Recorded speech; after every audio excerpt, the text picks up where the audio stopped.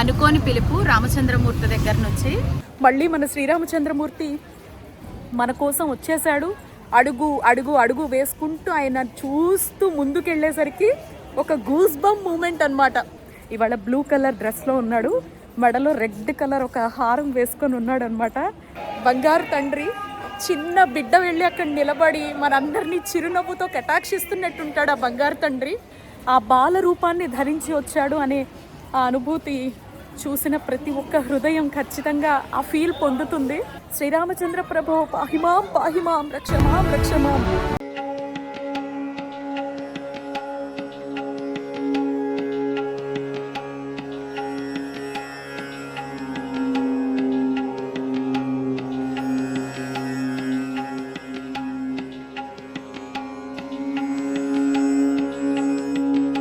సడన్గా అనమాట, వన్ డేలో డెసిషన్ తీసుకొని వెళ్ళిపోతాం అందరం కూడా. అయితే ఇంకొక ప్రశాంతమైన విషయం ఏంటంటే నో మొబైల్స్ అనమాట. ఏది మనకి లోపలికి ఎలో చేయరు. జస్ట్ మనం పార్కింగ్ పాయింట్ ఏదైతే వెహికల్స్ ఆపేస్తారో అక్కడ ఆగిపోవాలి. అక్కడ నుంచి మస్ట్ విజిటెడ్ కోసం అని చెప్పి ఆటోస్ మాట్లాడుకోవాలి. ఫస్ట్ శ్రీరామచంద్రమూర్తి దగ్గరికి వెళ్ళిపోవాలన్నమాట. మొబైల్స్ అన్నీ కూడా స్టార్టింగ్ గేట్ దగ్గర లాకర్లో పెట్టేయాలంట. సో ఇక్కడ ఒక విషయం చెప్తాను, మీరు వచ్చినటువంటి వెహికల్స్లోనే మొబైల్స్ పెట్టి వెళ్ళక్కర్లేదు. ఒక్క రామచంద్రమూర్తి తప్ప మిగతా అన్నిటికీ మొబైల్స్ అలో చేస్తారంట. 6 వరకు టెంపుల్స్ ఉంటాయంట. సో వీటన్నిటికీ మా 5 మెంబర్స్కి కలిపి 2000 తీసుకుంటున్నారు. ప్రజెంట్ మనం రామచంద్రమూర్తి దగ్గరికి వెళ్తున్నాం. ఏ ఫోన్స్ అలౌడ్ ఉండదు, ఏమీ ఉండదు. మీరు లోపలికి అడుగు పెట్టిన దగ్గర నుంచి రామనామంతోనే స్వామిని దర్శించుకొని ప్రశాంతంగా బయటకు వస్తారు. టీవీల్లో చూస్తున్నాము, అన్నీ చూస్తున్నాం కదా టెంపుల్ స్ట్రక్చర్ ఎలా ఉంటుంది, దర్శనాలు ఎలా ఉంటాయని. అండ్ ఇంకొకటి మీకు తెలుసు, నేను ఎక్కడికి వెళ్ళినా కూడా అభిషేకాల కోసం, దర్శనాల కోసం, రికమెండేషన్స్ కోసం చాలా ట్రై చేస్తూ ఉంటాను. ఇక్కడ ఒక్క ఎంపీలు వాళ్ళు డైరెక్ట్గా వస్తే తప్ప, ఈవెన్ ఎమ్మెల్యేలు ఎవరిని కూడా నో రికమెండేషన్స్ అంట రామచంద్రమూర్తి దగ్గర. అందరూ సర్వదర్శనానికి వెళ్లాల్సిందే, ఎన్ని గంటలైనా క్యూ లైన్లో ఉండాల్సిందే, ఆయన్ని మనసారా చూసి బయటకు రావాల్సిందే. శ్రీరామ్ జై రామ్ జై జై రామ్. అందరికీ నమస్తే, వెల్కమ్ టు అవర్ ఛానల్. మీరంతా క్షేమంగా ఉన్నారు అనుకుంటున్నాను. చాలా రోజుల తర్వాత మళ్ళీ అయోధ్య వీడియోతో మీ ముందుకు వచ్చేసాను. రీసెంట్గా నేను కాశీ వెళ్ళానని చెప్పాను కదండి. చాలాసార్లు కాశీ వెళ్ళినా కూడా, అయోధ్య పక్కనే ఉన్నా కూడా నేను ఎప్పుడూ అయోధ్య మీదకు దృష్టి పోయింది లేదండి. నా చిన్నతనం వరకు తీసుకుంటేనండి, మా ఊరి వైపు అదంతా ఏంటంటే, రామకోటి రాసిన తర్వాత సీతారాముల కళ్యాణం ఇంట్లో పెట్టుకున్న తర్వాత అయోధ్యకు తీసుకువెళ్ళి ఆ రామకోటిని సమర్పించాలి అనేది చిన్నతనం నుంచి నేను విన్నది. నాకు ఊహొచ్చాక శ్రీరామచంద్రమూర్తికి సంబంధించి ఇంకాస్త డీప్గా ఆయనకు సంబంధించి ఒక భక్తి తత్వంగా ముందుకు వెళ్ళేటప్పుడు, నేను రామకోటి స్టార్ట్ చేసిన తర్వాత కూడా నేను అనుకోవడం, కాశీ అయితే చాలాసార్లు వస్తున్నాను కానీ స్వామి, నేను రామకోటి ఎప్పుడైతే కంప్లీట్ చేస్తానో ఆ ఉద్దేశంతోనే మొదలుపెట్టానమాట. నేను రామమందిర నిర్మాణానికి పునాది పడిందైతే 2019వ సంవత్సరం కదండి. అంటే 2019 నవంబర్ 6న మనకి కోర్టు తీర్పిచ్చిందనమాట. సో ఇంకా మొత్తం అక్కడుండే భూమంతా కూడా అయోధ్యకి సంబంధించినటువంటి ఆ భూమంతా రాముడి ఆలయానికే చెందుతుంది అని చెప్పేసి, ఇంకొక మతం ఏదైతే ఉందో వాళ్ళకి చర్చ్ కోసం 5 acres సపరేట్గా కేటాయిస్తూ, సో అప్పట్లో తీర్పు వచ్చింది కదా. అప్పుడు అనుకున్నానమాట, సో నేను రామకోటి స్టార్ట్ చేయాలి, నేను తొందరగా టెంపుల్ కంప్లీట్ అయిపోయే లోపల ఆ రామకోటి తీసుకువెళ్ళి మొదటి దర్శనం ఆ రామకోట ఆయనకు చూపిస్తూనే చేసుకోవాలి అనేది అప్పుడు తీసుకున్న సంకల్పం. అన్నీ అనుకున్నట్టు జరిగిపోతే లైఫ్ ఎందుకు అవుతుందండి. కానీ స్వామివారి నిర్ణయం మరొకలా ఉంది అనిపించింది అనమాట ఈసారి కాశీ ట్రిప్లో. ఇప్పుడు కూడా నాకు అయోధ్య మీద ఎటువంటి ధ్యాస లేదు. స్టార్టింగ్ నుంచి చెప్తున్నాను, చూశారు కదా. సో అభిషేకంతోనే ఆయన్ని చూడాలి అనుకున్నాను. రామకోటి ఇప్పట్లో పూర్తవ్వదని నాకు తెలుసు. ఎందుకంటే అంత బంధకాల మధ్య, సంసారం అనే సాగరం మధ్య లైఫ్ వెళుతూ ఉన్నప్పుడు ఇంకా అవన్నీ కూడా మనకి కొట్టుకుపోతూ ఉంటాయన్నమాట. అందులో ఎప్పుడు పూర్తి చేస్తాము అనేది కూడా అది స్వామివారి అనుకోవడమో, లేకపోతే మనకి కఠోరమైనటువంటి దీక్ష ఉండాలి. ఇదంతా పక్కన పెట్టేస్తే అనుకున్నటువంటి అదృష్టం వచ్చిందండి. సో ఈసారి కాశీకి వెళ్ళిన ప్రతి ఒక్కరూ, రీసెంట్ టైంలో మహాకుంభమేళాకు వెళ్ళినప్పుడు మీరందరూ కూడా చాలామంది నాకు తెలిసి మన వ్యూవర్స్లో చాలామంది వెళ్ళామని ఇంతకుముందు నేను త్రివేణి సంగమం వీడియో పెట్టినప్పుడు నాతో చెప్పారు. సో అయోధ్యకు కూడా వెళ్ళే ఉంటారు, కానీ హడావుడి దర్శనాలు చేసుకొని ఉంటారు. నాది మాత్రం చాలా ప్రశాంతమైనటువంటి దర్శనం అనమాట స్వామివారిది. మీరు చూస్తున్నారు కదా, స్టార్టింగ్ మేము అయోధ్య ఎలా వచ్చామంటే కాశీ నుంచి త్రివేణి సంగమం అండి. త్రివేణి సంగమంలో స్నానము, అక్కడ లోకల్లో ఉండేటువంటి టెంపుల్స్ అన్నీ, శక్తిపీఠం అవి కంప్లీట్ చేసుకొని 11:30, 12 అలా స్టార్ట్ అయ్యాం అనమాట. జస్ట్ 2 to 2.5 అవర్స్లోనే మేము ఇక్కడికి వచ్చేసాం అనమాట. సో మేము ఇక్కడికి రీచ్ అయ్యేసరికి మధ్యాహ్నం 3, 4 అలా అయినట్టుంది. ఇంకా మేము ఎక్కడైతే ఎండింగ్ పాయింట్ అంటే స్టార్టింగ్ పాయింట్ ఉంటుందో అక్కడ అయోధ్య దగ్గర ఆగిన వెంటనే అక్కడ ఆటో వాళ్ళందరూ ఉన్నారు. మేబీ క్యాబ్ వాళ్ళకి ఆటో వాళ్ళకి ఏమైనా టైఅప్ ఉంటుందేమో మనకు తెలీదు. తీసుకొచ్చి ఆ టెంపుల్కి ప్రెమిసెస్ దగ్గర ఆపగానే ఇదిగో నా ముందర నడుస్తున్నారు ఒక పర్సన్, చూడండి. ఈ వీడియో మొత్తం కూడా మీకు ఆ గైడ్ కనిపిస్తాడు. చాలా మంచివాళ్ళు అనిపించిందండి నాకైతే. నేను హనుమంతుడిగానే భావించాను అనమాట ఆయన్ని. డబ్బు మాట పక్కన పెట్టేయండి, ఎవరి ఉపాధి వాళ్ళది. నేను ఇలాంటి క్షేత్రాలకు వచ్చినప్పుడు వాటి గురించి పెద్దగా ఆలోచించాను అనమాట. డబ్బు మాట పక్కన పెట్టండి అంటే తనకేం లక్షలు ఇవ్వలేదండి. 2,000 రూపాయలు ఇస్తే అన్నీ చూపించాడనమాట మాకుండే సమయంలో. మేము రీచ్ అయిందే 3:30, 4 అలా వేసుకోండి. ఇంకా అక్కడి నుంచి ఎన్నని చూడగలుగుతాం. ఎవరైనా అయోధ్య వస్తే 1-1.5 రోజు గడపగలిగితే కనుక సాక్షాత్తు శ్రీరామచంద్రమూర్తి తిరుగాడినటువంటి నేలండి. ఈ భరత భూమి మీదే మనం తిరుగుతున్నటువంటి ఈ నేల స్వామివారి పాదాలతో, సాక్షాత్ శ్రీ మహావిష్ణువు పాదాలతో పునీతమైనటువంటి నేల అనే ఆ ఒక్క భావన చాలండి మన మనసుకి. అందులోనూ మానవ రూపాన్ని ఎత్తి, మానవ జన్మను ఎత్తి మనం పడే ప్రతి కష్టాన్ని ఆయన పడ్డాడు. మనకన్నా ఎక్కువేనండి. వనవాసాలు చేశాడు ఆయన. అందులోనూ ఏ మూల ఒక అసత్యం అనేది కానీ, ఒక అబద్ధం అనేది కానీ, ఒక అధర్మం అనేది కానీ, అన్యాయం అనేది కానీ లేకుండా అసలు మనిషి జీవితం అంటూ నీకు ఇస్తే భగవంతుడు నువ్వు ఎలా ఉపయోగించుకోవాలి అనేది ఒక రాజుగా, మళ్ళీ రాజు పాత్రని పోషిస్తూ ఆయన జీవించి చూపించాడండి కొన్ని వేల సంవత్సరాలు. మనం ఇచ్చిన 100 ఏళ్లలో 60 ఏళ్ళు బ్రతకడానికి 60 ఏళ్ళు ఏంటండి, 60 నిమిషాలు అబద్ధం ఆడకుండా, అన్యాయం లేకుండా, ఒకరిని విమర్శించకుండా, ఇబ్బందులు లేకుండా జీవించగలమా? మనల్ని మనమే క్వశ్చన్ చేసుకునేటువంటి పరిస్థితిలో మనం ఉన్నాం. అలాంటిది వేల సంవత్సరాలు ఈ భరత భూమిని అయోధ్య మీదే తిరుగాడిన శ్రీరామచంద్రమూర్తి వారి ఆ పాద ముద్రలతో పునీతమైన ప్రదేశంలో మనం అడుగు పెట్టామంటేనే చాలు. ఏ జన్మలోనూ మనం సుకృతం చేసుకుంటే తప్ప శ్రీరామచంద్రమూర్తి వారికి సంబంధించిన ఆ నేల మీద మనం వెళ్ళలేమండి. అంతటి అదృష్టం వచ్చిందనమాట. సో మీరు చూశారు కదా, అలా 2,000 రూపీస్ గైడ్కి ఇచ్చిన తర్వాత మమ్మల్ని దగ్గరుండి అన్నీ చూపిస్తూ, ఎక్స్ప్లెయిన్ చేస్తూ మాకున్న టైంలో. ఇక్కడ మీరు చూసేది ఏంటంటే లోపలికైతే మొబైల్స్ అవి అలౌ చేయరని చెప్పాను కదండి. మన బ్యాగ్స్ ఇవన్నీ కూడా ఎంటర్ అవుతామనగా ఇక్కడ లాకర్స్లో పెట్టేసుకోవాలి. లాకర్స్ చూడండి లక్షల్లో ఉంటాయన్నమాట. అన్నీ ఫ్రీ అండి. ఎక్కడ మీరు రూపాయి కట్టాల్సినటువంటి అవసరమే లేదంగానే. మధురానుభూతి. జై శ్రీరామ్. ఎవరికైనా అయోధ్య రాముణ్ణి దర్శించుకున్న తర్వాత ఖచ్చితంగా మాటలు రావు, అందులో సందేహమే లేదు. కానీ ఆ దివ్య మంగళ స్వరూపాన్ని చూసి ఏ దేవతామూర్తికి సంబంధించైనా పురాణ కథలు చాలా డిఫరెంట్గా ఉంటాయి. లోక కళ్యాణం కోసం వాళ్ళు రావడము ఏదైనా. కానీ శ్రీరామచంద్రమూర్తి వారి జీవితమే ఒక ధర్మ మార్గం, న్యాయ మార్గం. ఆయనకు సంబంధించింది ప్రతిదీ కూడా చాలా చాలా విశేషం. ఈరోజు మనం ఇన్నేళ్ల తర్వాత ఆయన్ని చూస్తున్నాము. ఆయన దర్శన భాగ్యాన్ని పొందడం కూడా న్యాయంగా, ధర్మంగానే సాగింది. కొన్నేళ్ల యుద్ధంగా ఆయన ఎప్పుడు మళ్ళీ రావాలి అని అనుకున్నాడు, అప్పుడే వచ్చాడు. పైగా ఈరోజు ఇంకొక విశేషం ఏంటంటే December 6th బాబ్రీ మసీదు కూల్చివేసినటువంటి రోజు. శ్రీరామచంద్రమూర్తి ఆలయానికి మళ్ళీ అడుగులు పడినటువంటి రోజు అన్నమాట. విజయ కేతనం ఎగరవేసినటువంటి రోజు బాబ్రీ మసీదుని కూల్చివేసి. ఇలాంటి పర్వదినం రోజున స్వామివారి దర్శనం కలగడం అనేది నిజంగా అది మాటల్లో చెప్పలేని అనుభూతి. అసలు ప్లాన్లో లేనే లేదు. దర్శనానికి వస్తామని కానీ, దర్శనాన్ని చేసుకుంటాము అని కానీ, ఎప్పటికైనా మొదటి దర్శనము ఆయన్ని కనుల నిండా కూడా అభిషేకంతో నింపేసుకోవాలి అనేది నా తపన. అభిషేకంకి వెళ్ళాలి, ఇక్కడ ఉండే ప్రతిదీ ఒక 2 రోజులు ఉండి ఆస్వాదించాలి అనేది నా కోరిక. అఫ్ కోర్స్ అది భవిష్యత్తులో తప్పకుండా తీర్చుకుంటాను. కానీ ఒకే ఒక పూటలో నిన్న రాత్రికి రాత్రి అనుకొని బయలుదేరిపోయాము అయోధ్యకి. అసలు ఏం చెప్పాలి, ఎంతసేపు ఎక్కడ స్వామివారి దర్శనం కోసం అన్ని గంటలు ఉన్నాము అని చెప్పడం వింటాము. నేరుగా లోపలికి వెళ్ళిపోయాము. పెద్దగా క్యూ లైన్స్ కూడా లేవు. నాకు తెలిసి ఒక 45 to 30 minutesలోనే మా దర్శనం కంప్లీట్ అయిపోయింది. కనులారా ఎంతసేపు కావాలంటే అంతసేపు చూసుకొని బయటకు వచ్చామన్నమాట. పైనుంచి కింద వరకు ఆ దివ్యమంగళ స్వరూపాన్ని నిజంగానే మన బిడ్డలాగా అనిపిస్తారు స్వామివారు. బంగారు తండ్రి చిన్న బిడ్డ వెళ్ళి అక్కడ నిలబడి మనందరినీ చిరునవ్వుతో కటాక్షిస్తున్నట్టుంటాడు ఆ బంగారు తండ్రి.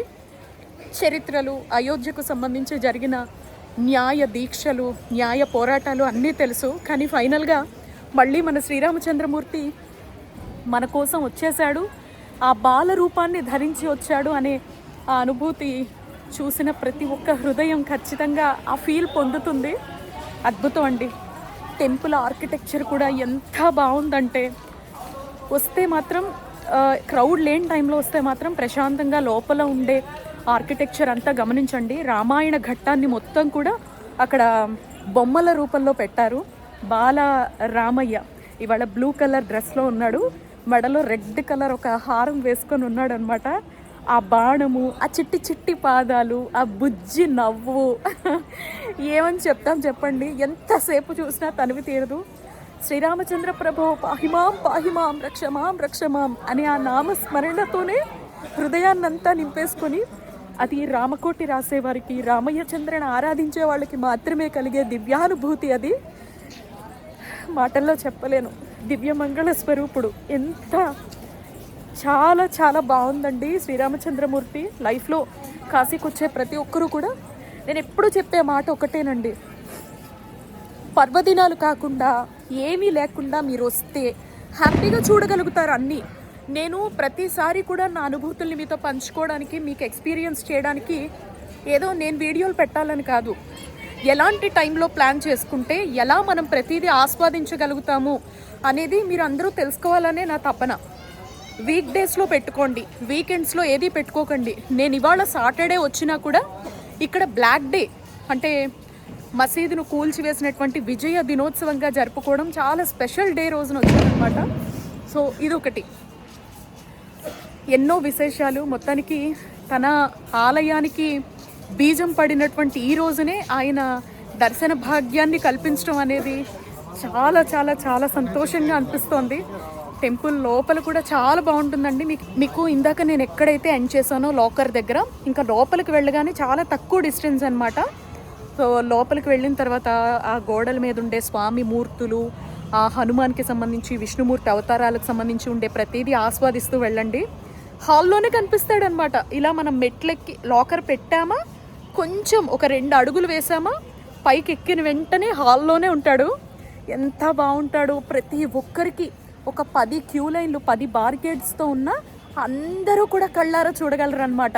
ఎవ్వరూ కూడా అంటే ఇప్పుడు మనం తిరుపతి వెళ్తే ఆయన ఎక్కడో లోపల ఉన్నాడు చూడలేకపోయాము అనే బాధ ఉంటుంది చూడండి, అలాంటిది మనకు అయోధ్యలో అలా అనిపించదు. అఫ్కోర్స్ రీసెంట్గా చేసిన కన్స్ట్రక్షన్ కాబట్టి ఇప్పటిది అయినా కూడా చాలా చక్కగా కన్స్ట్రక్షన్ అనమాట. అందరూ ఎన్ని వేల మంది, లక్షల మంది అయినా ఆ ప్రాంగణంలోకి అడుగు పెడితే ఆ దివ్యమంగళ స్వరూపాన్ని కనులారా చూడగలుగుతాం అనమాట. ప్రశాంతంగా నెమ్మదిగా అంటే ఆలయంలోకి మనం ప్రవేశించిన ఈ ద్వారం నుంచి కూడా అడుగు అడుగు అడుగు వేసుకుంటూ ఆయన చూస్తూ ముందుకెళ్ళేసరికి ఒక గూస్ బంప్ మూమెంట్ అనమాట. సూపర్. అయోధ్య చూడాలి అనేది కొంతమంది జీవితకాల వాంఛ. పర్వాలేదు, ఇప్పుడు చాలా ఫెసిలిటీస్ ఉన్నాయి. ట్రైన్లైనా, బస్సులైనా, క్యాబ్స్ అయినా, రోడ్డు మార్గాలు ప్రతిదీ కూడా చాలా చాలా కంఫర్టబుల్గా ఉంది. ప్రశాంతంగా డబ్బుల్ని ఏవేవో చేయాలి అనేటువంటి ప్లాన్లు కాకుండా మీ మనసులో ఆధ్యాత్మికంగా క్షేత్ర సందర్శనాల కోరుకుంటే మాత్రం సంతోషంగా వచ్చి తీర్చుకోండి. సో ఇది అయోధ్య బాలరాముణ్ణి చూసిన వెంటనే ఆ క్షణం నా మనసులో కలిగినటువంటి అనుభూతి. అభిషేకం చూడాలి అనేది నా జీవితకాల వాంఛ. చూద్దాము స్వామివారు అది ఇప్పుడు అవకాశం ఇస్తారో. అవకాశం ఉన్నంత వరకు ఎక్కడైనా నేను దర్శనం చేసుకున్న వెంటనే నా అనుభూతిని పంచుకోవడం అనేది నాకు పర్సనల్గా ఒకటి సేవింగ్లో ఉండిపోతుంది. లైఫ్ లాంగ్ నా ఫస్ట్ ఎక్స్పీరియన్స్ అనేలా నేను సేవ్ చేసుకుంటానండి. అండ్ మీకు కూడా అందించినట్టు అవుతుందని చెప్తూ ఉంటానన్నమాట. సో ఇక్కడ చూడండి మనం వచ్చింది ఏంటంటే హనుమాన్ గర్హి అని చెప్పి పిలుస్తారు, గడి అని చెప్పి పిలుస్తూ ఉంటారు. ఇది హనుమంతుడి నివాసం అనమాట. శ్రీరామచంద్రమూర్తి అయోధ్యను వదిలి వెళుతున్నప్పుడు హనుమంతుడికి తను ఉండడానికి నివాసం ఇచ్చి ముందు నిన్ను దర్శించుకొని తర్వాత నా దగ్గరికి రావాలి అని చెప్పి వెళతారట. అండ్ ఇది ఏంటంటే మనకి ఇక్కడ చిన్న బాల హనుమంతుడిలాగా స్వామివారు కనిపిస్తూ ఉంటారనమాట. అసలు అయోధ్య దర్శన నియమం ప్రకారము ఫస్ట్ ఆంజనేయ స్వామివారిని దర్శనం చేసుకొని అనుమతి తీసుకొని శ్రీరామచంద్రమూర్తి దగ్గరికి వెళ్ళబోతున్నాం స్వామి అని చెప్పి ఆ తర్వాత మనం నెక్స్ట్ రామయ్య తండ్రి దగ్గరికి వెళ్ళాలన్నమాట. సో అలా మా దర్శనం అయితే జస్ట్ 30 మినిట్స్లో కంప్లీట్ అయిపోయిందండి. నో క్రౌడ్ అనమాట. చెప్పాను కదా ఆ రోజు చాలా స్పెషల్. ఇది రామ జన్మభూమి, రాముడు జన్మించి తిరుగాడినటువంటి నేల అని 1992 డిసెంబర్ 6న మనకి బాబ్రీ మసీదును కూల్చివేసి ఇంకా శ్రీరామచంద్రమూర్తి రాబోతున్నారు అనేటువంటి ఒక విజయాన్ని మనం అందుకున్నటువంటి రోజు అనమాట. అదే డిసెంబర్ 6న మాకు దర్శనం కలగడం, బ్లాక్ డే కావడం వల్ల అంటే అదొక విజయోత్సవం కింద భావించి చేస్తారనమాట. ఎవరైతే దీనికోసం పోరాడారో వాళ్ళంతా కూడా ఆ రోజున స్వామివారి దర్శనం చేసుకోవడం చాలా చాలా సంతోషంగా అనిపించింది అనమాట. ఇంకా లోకల్గా మనం దర్శనం చేసుకోవాలంటే హనుమాన్ గర్హి స్వామివారి నివాసంగా చెప్తారని చెప్పాను కదండి. హనుమంతుడికి సంబంధించిన తర్వాత సీతమ్మ తల్లి, రామయ్య తండ్రి సంసారం పెట్టినటువంటి భవనము, అండ్ జనక మహారాజు భవనము, దశరథ మహారాజు భవనము, ఇలా చాలా చాలా ఉంటాయండి. కనక భవన్ అని చెప్పి కైకేయి మాత సీతమ్మ తల్లికి బంగారు భవనంగా బహుమతి ఇచ్చినటువంటిది. మొత్తం ఉండేటువంటి 3 తల్లులు కూడా అమ్మకి ఒకరు చూడామణి ఇస్తారట, ఒకరు మెడలో బంగారు నెక్లెస్ ఇస్తారట. మనకి ఇక్కడ గైడ్ ఎక్స్ప్లెయిన్ చేస్తూ ఉంటాడు, మీలో హిందీ వచ్చిన వాళ్ళైతే వినండి. అండ్ ఎవరైనా గిఫ్ట్ పర్పస్లో అయోధ్య నుంచి ఎవరికైనా తేవాలనుకుంటే ఇదిగో మనకి టెంపుల్కి ఆపోజిట్ లేన్లోనే ఈ షాపింగ్ ఉందండి. మీరెవరైనా పర్సనల్గా ఇక్కడ విగ్రహాలు అయితే చాలా బాగున్నాయి, కావాలనుకుంటే ఇన్స్టాగ్రామ్లో పర్సనల్గా అడగండి. నేను ఎక్కడ షాపింగ్ చేశానో ఆ డీటెయిల్స్ అయితే మీకు ప్రొవైడ్ చేస్తాను. అండ్ ఆ గైడ్ నెంబర్ కూడా ఎండింగ్లో పెట్టానండి, మీరు నోట్ చేసుకోండి. बोलिए प्रभु श्री रामचंद्र भगवान की जय, सीता महालक्ष्मी की जय, जय श्री राम। जय जय श्री राम। मैम जिस देवल पे आप लोग आए, इस देवल का नाम है बड़े हनुमान जी का दर्शन, जहाँ पे विभीषण ने हनुमान जी को ताना मारा, क्या तुम्हारे मन में विराम है? हनुमान जी ने सीना फाड़ के दिखाया, ले देख जय श्री राम, और 24 फीट लंबे हुए। ये वही स्थान, वही भूमि है, वही जगह है। जाकर के नमस्कार करेंगे, प्रणाम करेंगे। बगल में राजमहल का दर्शनम करेंगे। बोलिए जय श्री राम। जय श्री राम।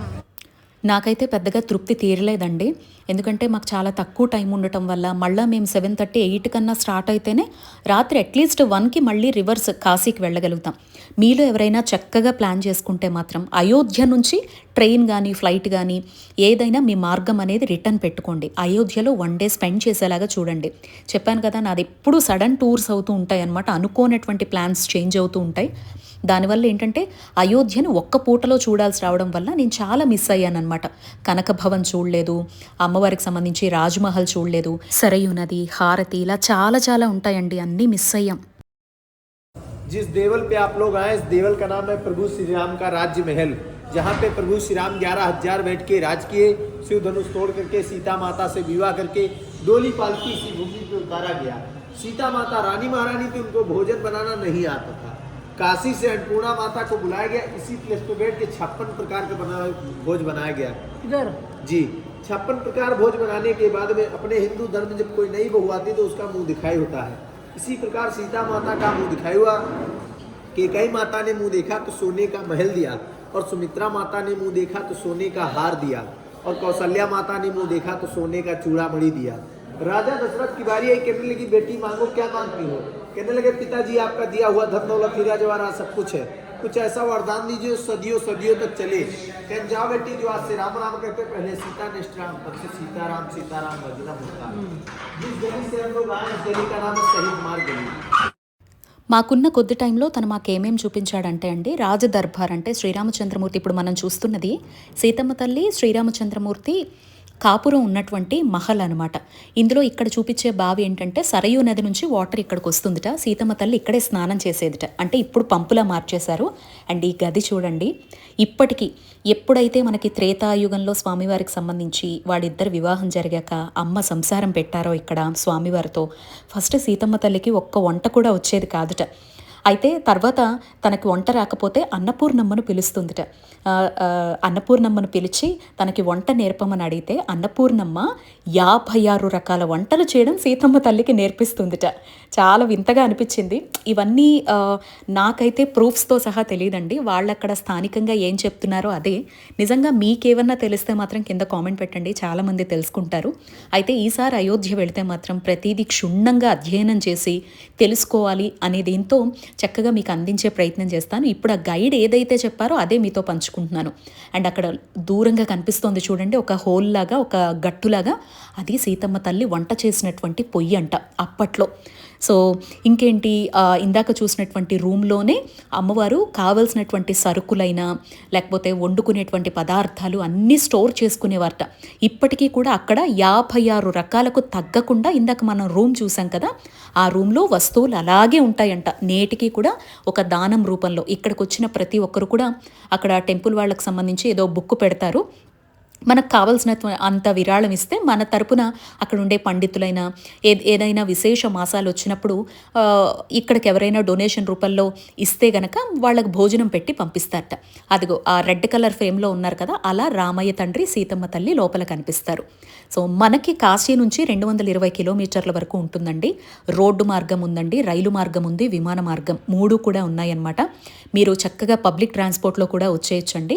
ఒక 400-500 వరకు టికెట్ పెట్టుకుంటే కనుక. సో లేదా వెహికల్ రూపంలో రావాలంటే మేము త్రివేణి సంగమం అయోధ్య కలిపి మాట్లాడుకొని అయోధ్య నుంచి రిటర్న్ వారణాసి మాట్లాడుకున్నాం. మాకు 11,000 రూపాయలు తీసుకున్నారు. మేము 5 మెంబర్స్ ఉండి 5 మెంబర్స్ కూడా షేర్ చేసుకున్నాం అనమాట ఆ 11,000 రూపీస్. మేము మార్నింగ్ వారణాసిలో 4 o'clockకి స్టార్ట్ అయితే మళ్ళీ రూమ్కి వెళ్ళేసరికి రాత్రి 12 అయింది. ఇవన్నీ కూడా. సో మీరు ఒక్కరోజు కనుక అయోధ్యలో స్టే చేస్తే మీకు అక్కడ చక్కగా ఆశ్రమాలకు సంబంధించి భవనాలు ఉంటాయి, హోటల్స్ ఉంటాయి, మన నార్త్ ఇండియన్, సౌత్ ఇండియన్కి సంబంధించినటువంటి ఫుడ్స్ ఉంటాయి. ఎలాంటి టెన్షన్ లేదండి. కాశీ అయినా లేకపోతే అయోధ్య అయినా త్రివేణి సంగమం అయినా మన తెలుగు వాళ్ళు శుభ్రంగా విస్తరించి ఉన్నారండి.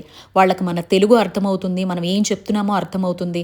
మనం తెలుగు వాళ్ళమని అక్కడ వాళ్ళు శుభ్రంగా గుర్తుపడతారు. కొంచెం విజ్ఞతతో లౌక్యంగా మీరు ఉండగలిగితే మోసపోకుండా, ఎందుకంటే ఎక్కువ పర్వదినాలు చూసుకునే వెళ్తారు. సపోజ్ చెప్పాలంటే నెక్స్ట్ మంత్ మనకి మాఘ మేళా అని జరుగుతుంది. అప్పుడు చాలామంది కాశీకి వెళ్తారు, త్రివేణి సంగమానికి వెళ్తారు, అయోధ్యకు వెళ్ళే ప్రయత్నం చేస్తారు.